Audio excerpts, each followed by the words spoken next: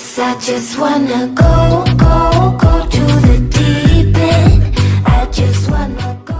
हे guys, कैसे हैं आप सब। आज के इस वीडियो में फ्रेंड्स आपको बताएंगे Samsung M32 में कैसे अपनी एप्लीकेशन को आप क्लोन कर सकते हैं। फ्रेंड्स, आपको इस फोन में कोई भी एप्लीकेशन डोल बनाना है, डोल एप्लीकेशन बनाने के बाद आप उसका यूज करना चाहते हैं, तो मैं आपको इस वीडियो में बताने वाला हूं आप इस फोन में कैसे एप्लीकेशन को क्लोन कर सकते हैं। तो चलिए फ्रेंड्स, बिना देरी करते हुए आज की वीडियो शुरू करते हैं। फ्रेंड्स, आपको क्या करना है, सबसे पहले अपने फोन की सेटिंग है उसको ओपन कराना होगा।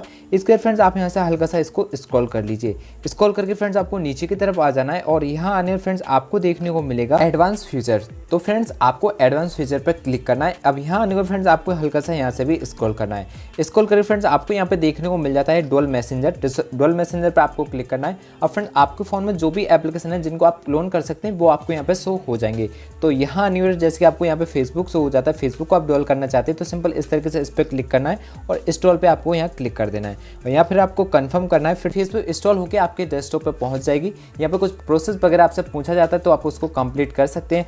और कोई एप्लीकेशन आप इंस्टॉल करना चाहते हैं तो आपको नीचे वो शो हो जाते हैं, तो उन एप्लीकेशन को भी आप इंस्टॉल कर सकते हैं जो कि आपको नीचे लिस्ट में शो हो जाते हैं। तो फ्रेंड, इस तरीके से आप इस फोन के अंदर अपनी एप्लीकेशन को डोल बना सकते हैं। आई होप दोस्तों आपको वीडियो काफी ज्यादा अच्छा लगा होगा। फ्रेंड्स, वीडियो अच्छा लगा तो वीडियो को लाइक से और चैनल को सब्सक्राइब करना ना भूलें। तो चलिए फ्रेंड्स, मिलते हैं नई वीडियो के साथ, तब तक के लिए goodbye and take care.